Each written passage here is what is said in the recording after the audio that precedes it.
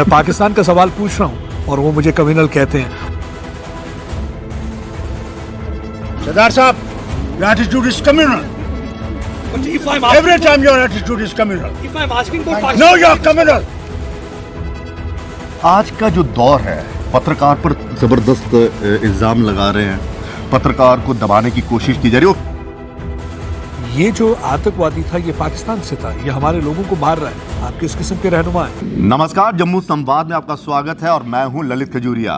कल आपने एक वीडियो देखा होगा और उस वीडियो में आपने ये भी देखा कि किस तरह से डॉक्टर फारूक अब्दुल्ला जो हैं वो आग बबूला हो जाते हैं और उसका कारण यही था तीखे सवाल।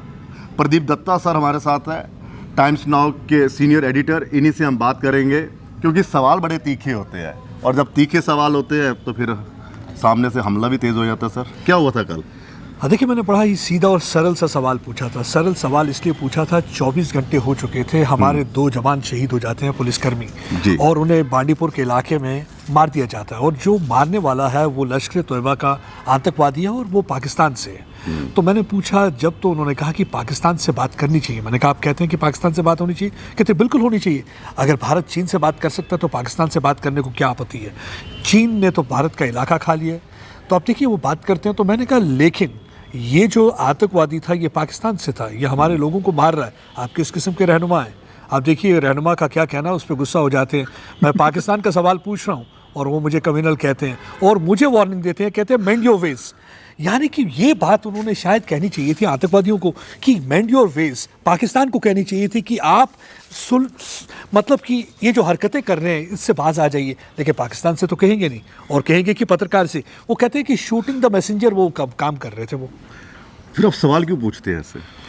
देखिए, सवाल पूछना हमारा काम है। ये एक अनरिटन कमिटमेंट है। कमिटमेंट है लोगों की तरफ से कि हम आपके लिए सवाल पूछेंगे, क्योंकि ये जो सियासतदान हैं लोगों को तो टाल मटोल करते हैं, उनके सवालों का जवाब नहीं देंगे। तो हम उनके लिए बैठे हैं कि जो सवाल ये आम आदमी नहीं पूछ सकता, हम आपके लिए उनसे पूछते हैं। उनको पसंद नहीं आते हैं ना ऐसे सवाल।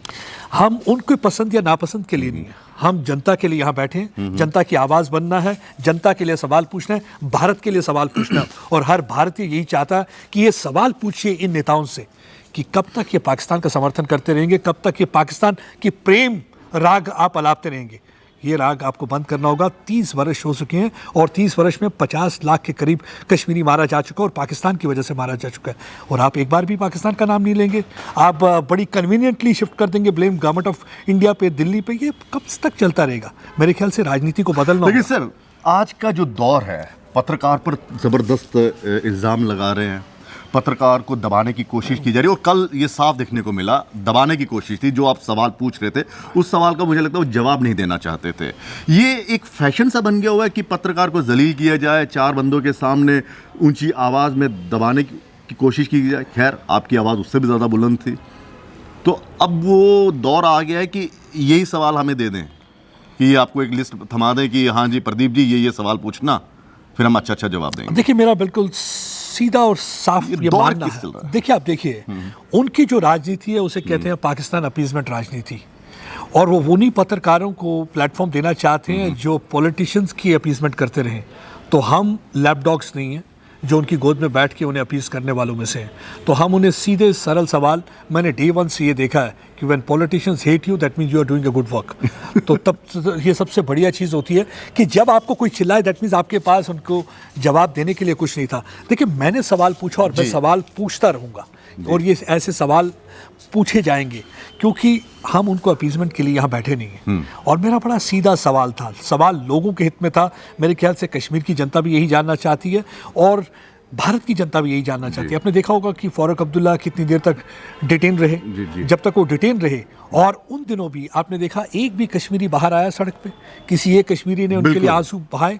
मेरे ख्याल से समझ जाना चाहिए ये वाली बौखलाहट तो नहीं है? बिल्कुल बौखलाहट तो है, क्योंकि इनको लगता मीडिया था, ने एक्सपोज भी कर दिया ऐसे नेताओं को। इनको लगता था अनुच्छेद 370 हटने के बाद शायद हो सकता है कि कश्मीरी सड़कों पर आ जाएंगे, उनके लिए आवाज़ उठाएंगे। लेकिन किसी ने ना इनके लिए आवाज़ उठाई, ना आंसू बहाया, कश्मीर बदल चुका है, मानसिकता बदल चुकी है, फ़िज़ा बदल चुकी है, हवा बदल चुकी है, लेकिन मेरे ख्याल से इनको बदलने की ज़रूरत है।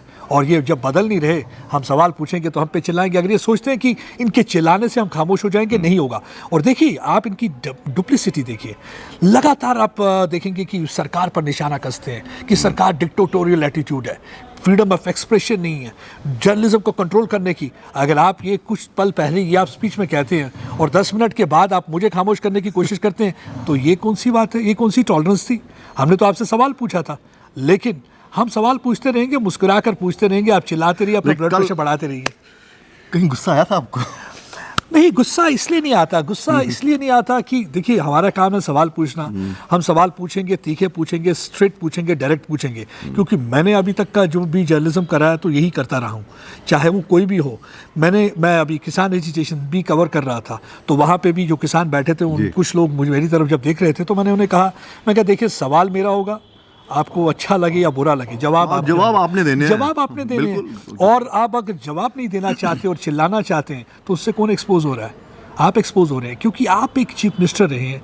इतनी बार आप जम्मू कश्मीर के चीफ मिनिस्टर रहे हैं, आप मेंबर पार्लियामेंट हैं, आप फॉर्मर मिनिस्टर रहे हैं, तो आपका एक रुतबा है। और आप कहते हैं कि मैं शेर कश्मीर का बेटा हूं, तो आप शेर कश्मीर का बेटा इतनी छोटी छोटी। सर, आपको लग रहा है कि राजनेता आज के दौर की राजनीति करें, तो चाहे वो सरकार में बैठे मंत्री हों या उनके एमपी हों या विधायक हों, जो भी जिस राज्य की बात हो चल रही हो, या फिर एमपीज़ की बात हो, या फिर वो विपक्ष के हों, आज की दौर में आपको लग रहा है कि पॉलिटिशियन जो है वो जवाब नहीं देना चाहते, यानी कि वो चाहते हैं कि हमारी जवाबदेही तय ना हो?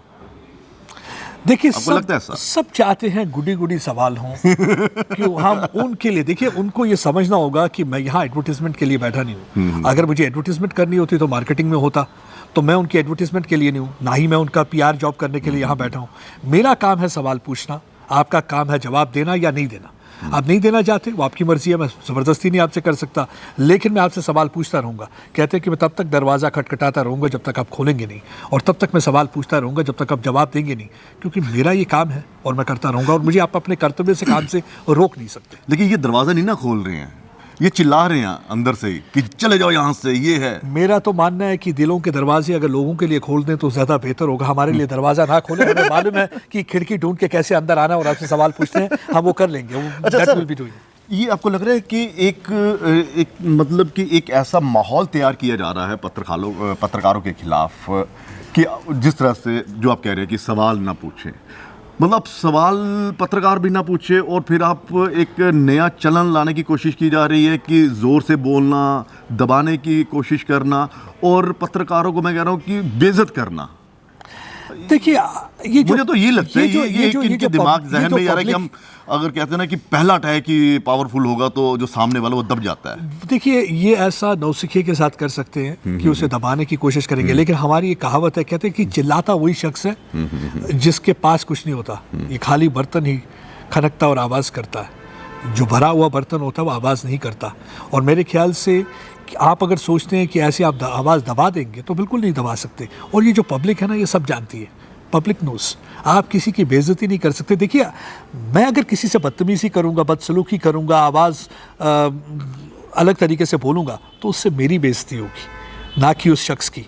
तो लेकिन इसलिए अगर वो पत्रकार पे कोई इस तरह चिल्लाएगा बिना मतलब, सब दुनिया को मालूम है कि सवाल क्या पूछा था। सवाल ये पूछा था पाकिस्तान को लेके। चलिए, वो सवाल फिर से अपने दर्शकों को दिखा देते हैं कि डॉक्टर साहब को गुस्सा क्यों है। ये क्लिप देखिए, और मुझे लगता है कि अब सवाल ही कुछ ऐसा था। सरदार साहब, आपने पहले भी मुझे बदनाम किया है, माफ़ी मांगता हूँ आपसे कहने को।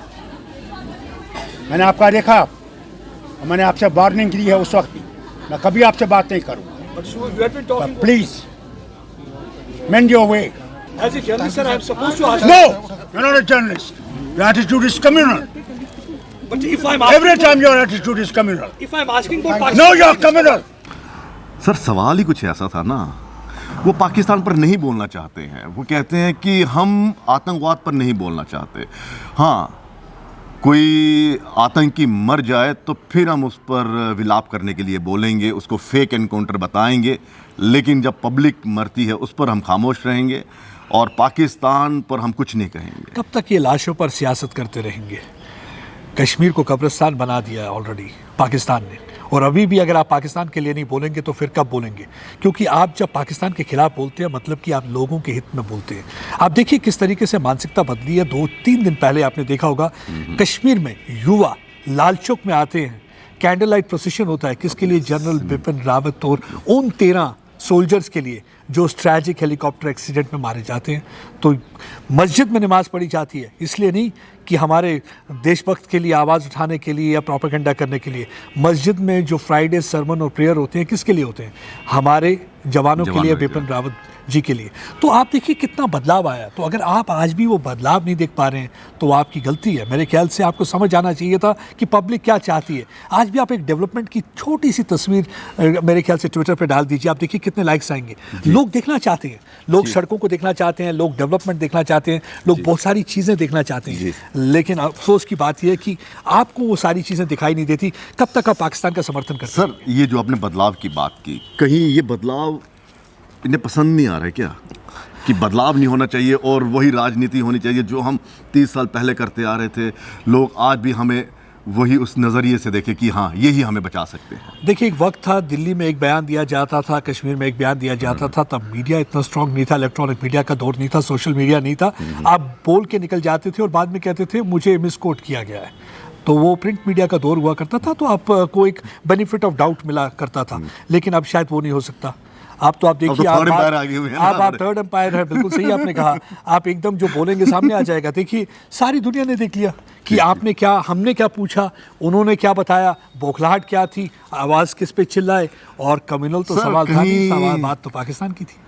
तो ये कम्युनल कब से हो गया आप पे? ये कम्युनल उनकी मानसिकता है, बेसिकली मानसिकता इसलिए कम्युनल है क्योंकि वो चाहते नहीं कि कोई उन्हें सवाल, पाकिस्तान सवाल करना के सवाल पूछना, आतंकवादियों के लिए सवाल पूछना और देश के हित में सवाल पूछना और लोगों के हित में सवाल पूछना, अगर वो कम्युनल है तो हम कम्युनल ही सही। सर, कहीं ऐसा तो नहीं है कि आपने उनकी एक दुखती रग पर भी हाथ, मुझे लगता है, नस दबा दी थी जब ये अपना ये चला था रोशनी एक्ट, और तब आपने स्टोरी भी चलाई थी कि यही तो रहनुमा थे और इन्हीं के उसमें, इन्हीं के सरपरस्ती में लैंड ग्रैबर्स भी आ गए। देखिए, मेरी बहुत ही सीधी और सरल बात मैं कहता हूँ इसमें कि एक शख्स जो कि हेड कर रहा होता है रियासत को, तो वो गार्डियन होता है। उसका गार्डियन का काम होता है कि ध्यान रखना, क्योंकि स्टेट की हर प्रॉपर्टी जो है उसका ध्यान रखना, उसको गार्ड करना। और अगर गार्डियन ग्रैबर को अलाउ करे तो मेरे ख्याल से तो आपको सवाल तो पूछे जाएंगे। तो तब भी हमने सवाल पूछा है और हम आज भी सवाल पूछ रहे हैं। तभी तो उन्होंने आपको वार्न किया था ना, मत पूछा करो। देखिए, वार्निंग, अब मुझे लगता है उन्हें वार्निंग अगर देनी है तो बड़ा अच्छा होता अगर यही वार्निंग पाकिस्तान को देते कि पाकिस्तान बंद कर दो ये आतंकवादी अड्डे, क्योंकि हम चाहते हैं टूरिज्म, हम नहीं चाहते टेररिज्म। हम चाहते हैं यहाँ बहबूदी हो, हम चाहते हैं डेवलपमेंट हो। अब देखिए, लगातार 3 चीज़ें हैं जो पाकिस्तान, एक तो डेमोक्रेसी लाइक नहीं करता पाकिस्तान, दूसरा डेवलपमेंट लाइक नहीं करता, तीसरा वो डायलॉग क्यों लाइक नहीं करता, पब्लिक और सरकार के बीच में जो दिल और दिल्ली की दूरी की बात करते हैं हम, वो लाइक नहीं करता। जब जब ऐसा कुछ होने लगता है तो आप देखिए गतिविधियां तेज़ हो जाती हैं। वो क्या चाहता है? डेथ, डिस्ट्रक्शन एंड डेवस्टेशन, ये 3D चाहता है वो, 3D। और हमारे इस 3D को, पाकिस्तान की कॉन्स्टिट्यूंसी को कौन अलाइव रख रहा है? जिंदा रख रहे हैं यही नेता, यही पाकिस्तान की कॉन्स्टिट्यूंसी को अलाइव। चेतावनी इनको पाकिस्तान को मेरे को लगता है कि आपको देते हैं। देखिए, मुझे चेतावनी देके क्या मिलेगा? देखिए, मैं अदना सा एक छोटा सा रिपोर्टर हूँ, मुझे चेतावनी देने से क्या मिलेगा? चेतावनी दे तो पाकिस्तान को दीजिए, क्योंकि आप उस कॉन्स्टिट्यूंसी को अलाइव रखने के बजाय अगर आप अपनी कॉन्स्टिट्यूंसी में बीज बोएंगे तो मेरे ख्याल से अभी तक जो पेड़ उगा होता तो वो आपको साया देता, कश्मीरियों को साया देता, लेकिन आपने वो बीज नहीं बोया। और अगर आप बबूल का बीज बोएंगे तो सेब का पेड़ तो निकलेगा नहीं, कांटे तो चुभेंगे ना, तो फिर बबूल, फिर कड़वाहट तो दिखेगी। मैं फिर वो उसी पे आता हूँ कि अब आप मतलब किस तरह से बदलाव देखते हैं इस पत्रकारिता में? आपने बदलाव तो देखा होगा, आपको क्या लगता है कि सही उस दिशा पे चल रही है हमारी पत्रकारिता, या फिर ये उन पत्रकारों के लिए क्या कहेंगे जो डर जाते हैं?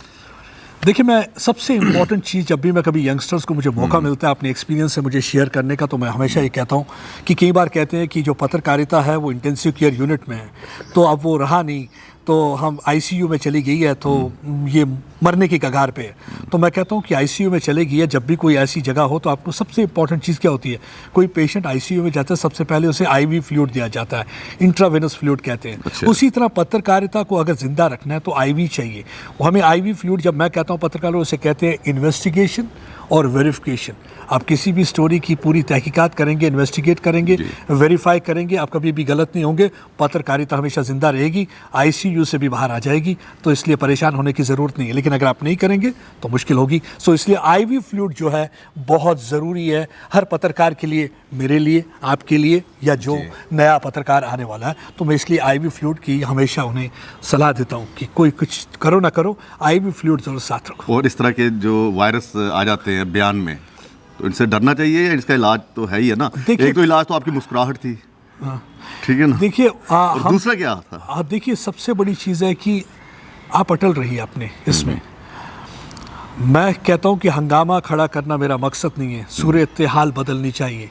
आग मेरे दिल में ना सही, तेरे दिल में सही, बट जलती रहनी चाहिए। चलिए सर, बहुत बहुत शुक्रिया इस तमाम बातचीत के लिए sir. Thank you, it's always pleasure talking to you. और उम्मीद सर चुपते सवाल चलते रहेंगे ना? बिल्कुल चलते रहेंगे। क्योंकि हमने भी आपसे बहुत कुछ सीखा है। और वाकई पत्रकार वही है जो चुपते हुए सवाल पूछे, और चुभन होनी चाहिए उन नेताओं को, ताकि कम से कम जवाबदेही तो उनकी तय हो, कम से कम वो जनता के प्रति ईमानदार तो हों कि हाँ हमने क्या किया, और इस पत्रकार ने जो सवाल किया वो सवाल मुझे चुभ रहा है, इसलिए मैं इतनी बौखलाहट दिखा रहा हूँ। और दूसरा, मैं बार बार कह रहा हूँ, टॉलरेंस पर ज्ञान देना बहुत आसान है, और ये वीडियो जो आपने देखा, इससे 15 मिनट पहले वो यही ज्ञान दे रहे थे, एक दिन पहले भी ज्ञान दे रहे थे कि मीडिया को कंट्रोल किया जा रहा है। लेकिन जब प्रदीप दत्ता सर ने उनसे जो जनता से जुड़े हुए सवाल पूछे, तब यही टॉलरेंस इनटॉलरेंस में बदल गई, और वो चाहते थे कि सब कुछ मैं ही कंट्रोल करूं। फिलहाल इजाजत दीजिए, नमस्कार। SP Smart School announces registrations for new admissions for class 11th and 12th. Admission open till availability of seats. Visit www.spsmartschools.com.